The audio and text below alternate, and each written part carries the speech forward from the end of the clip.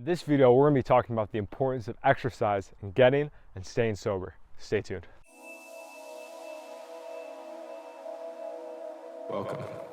Yo, what's up guys? Welcome back to another episode here at Sobriety University. On this channel, we talk about addiction and recovery related topics. My name is Joel, and in this video, we're going to be talking about the importance of exercise in getting and staying sober. I've talked about this a lot on the channel, that exercise is super key in mental health, physical well-being, and being able to ward off those temptations to relapse. I know personally from day one when I quit marijuana, which was my main addiction, I was at the gym. I knew I had to get back in shape. I knew that I had to be, getting physical. I knew I had to be getting some sort of endorphin release because I knew the next few months were going to be pretty miserable. So before we begin, I just want to say thank you guys so much. We just hit 500 subs, and that's so sick. Last month has been crazy, and excited to keep this train going. Thank you guys so much for your support, for commenting and stuff. It's great to hear all your sobriety success, and it keeps me motivated and keeps me on the track as well. And let's begin. So the first one is going to be sweating out toxins. Now this is super important right at the beginning of recovery. I know when I quit using, I started running. And the running helped kind of sweat out all that, for me, THC that was in the body. For other people, it might be alcohol, booze. I know when I stopped drinking as heavily, I definitely did a lot of exercise because I had a lot of just gunk in the system and I really had to flush it out. Same with cigarettes. When I stopped smoking cigarettes, I really started running every day, and it really helped to speed up the process of getting all that gunk out of my throat. It took a while, I'm not gonna lie. And I remember for the first couple months, I would go on runs and I would just be like, and you could just hear all the phlegm just like gargling in my throat. And then one day I was on a run and I just went, and it was like a clean breath. And I was like, wow, holy shit, I haven't felt that in a while. And that wouldn't have happened had I not been exercising and going out and running. So also, for any of you that don't know and that are especially dealing with weed gets stored in the fat cells. So being able to burn off as much fat as possible through exercise is really going to help speed up that process of getting rid of the THC. I had a friend that was kind of overweight when he got sober. And because of it, it took him a lot longer to kind of get through the withdrawals because his body was almost pumping out like little bits of THC here and there. And he unfortunately didn't exercise. I'm not sure if he's sober today, to be honest. I haven't really talked to him in a while. And I believe that had he exercised, it would have been a different story, but of course he didn't. And we never know, maybe he did get sober. I do want to preface too that some people don't exercise heavily and still find results. So it's definitely not like you have to do this or else you're never gonna get sober kind of thing. It can help speed up the process, and I know it did personally for me. And a lot of the people that don't exercise hard that I've seen have gotten sober, especially from weed, because that was my main crew, they still did physical activities. So they went on bike rides, they did walks, so they were still doing something. They may not have been going to the gym and lifting weights or running 3 miles at a time and just sweating balls. They were just doing simple stuff, but getting out there and getting physical is super important. So the second thing is I would get a natural high. So as you guys probably know and probably have experienced, you love getting high, right? I know I sure did. And so essentially it's I found that I need to find another way in this world to get pleasure, because I like pleasure. I'm not gonna lie. And to be able to swear it off completely, well, I basically am the Buddha at that point. And I'm not trying to be the Buddha anytime soon. So I have to find a way to balance kind of the spiritual and the physical, the reality of life as it is. And being a human, I like pleasure. So I had to find a way that I could get that pleasure, I could get that endorphin release, that really feel good feeling without having to turn to something that is going to long term hurt my health, hurt my family members, hurt friends, loved ones, and ultimately hurt myself. And so that's where exercise came into play. I feel so good after going to the gym, especially on a leg day or something where I'm having to really push and feel a lot of discomfort. The minute that workout's over, it's just wow, I feel like I just climbed a mountain.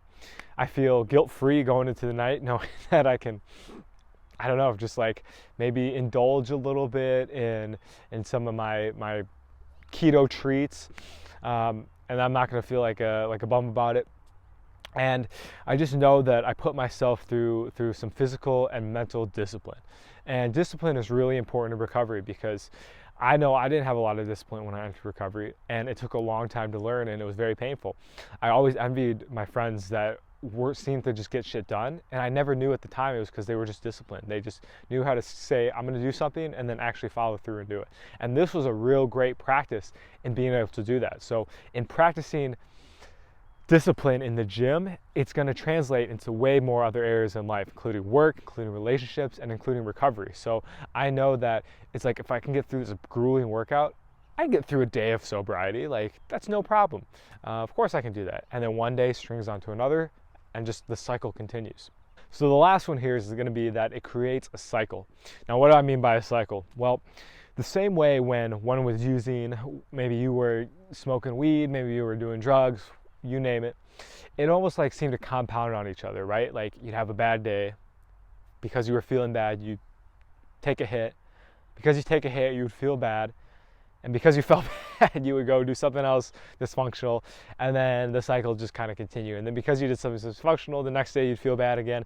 And then at the end of the day, because you felt bad, you kind of get the picture, right? I know I sure went through that cycle many times. And the same thing, though, can get reversed and go in the positive direction. So, for example, I had a good day. Because I had a good day, I eat well. Because I eat well, I feel better. Because I feel better, I journal at night and go to bed like grateful. And then because I go to bed grateful, I wake up and I'm happy. And it's just like this cycle just goes the other way. And that's what's great about exercise, is it begins to get that cycle going, where it's like, okay, it's like it interrupts that pattern, it interrupts that negative cycle that's been going on, and it just sticks a positive one in there. The negative cycle is like, what the fuck? Like, what is this positive thing doing here? I don't know what to do. I gotta go around or do something. Meanwhile, the positive cycle is starting to spread some seeds, starting to give off some energy. That's actually kind of creating maybe more of a positive cycle, a new path, for example. For anyone that's watched the Marvel movies, there's that show Loki, and basically that's what happens. It shows like there's like a timeline, and then something weird happens, and then another timeline gets created. And that's kind of what's happening here. Like, you got your negative circle, and then a little positive thing gets interjected, something that wasn't expected, and then a new cycle starts to branch off. Now, how does this pertain exactly to working out? Well, go to the gym, for example. You have a great workout, you look in the mirror, you're like, oh, I'm looking pretty good today, and then that creates some like good juju.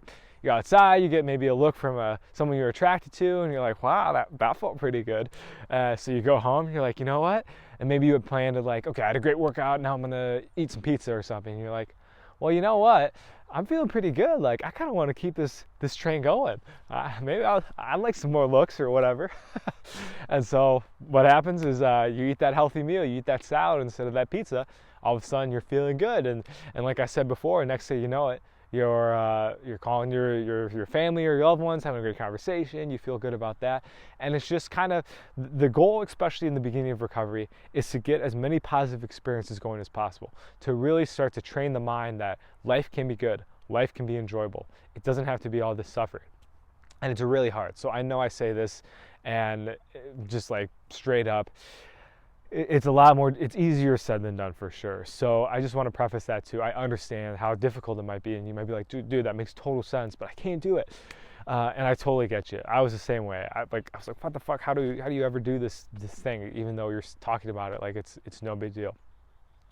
Well, again, what I had to do is take really baby steps. So again, like in this situation, going for a 1 mile run, 8 minutes. That's it. Call it a day. That's a win, right? And over time, though, that is going to build. And who knows, maybe you'll find that exercising, physical activity is a big passion. I know a lot of people find great joy in the gym. They find great freedom, in a sense. It becomes like their temple, their church. It's a way to go there and escape some of the realities sometimes that come from life. And now it can become a bit of an addiction, working out and stuff, so it definitely got to keep an eye on it for sure. It's definitely something that can, anything anything pleasurable can become addictive. So that's definitely something to keep in mind. Other than that, guys, yeah, thank you so much for watching. I wanted to let you know real quick that Sobriety 101 Coaching is now available. Basically, you and I would work together to help you accomplish your sobriety goals. I'm brand new at this, so definitely a little nervous, excited at the same time, and we just love your help getting it off the running. First 5 people are going to get the coaching for free, so definitely something to keep in mind as well. And other than that, yeah, look forward to talking to you in the next one. Have a great day. Peace.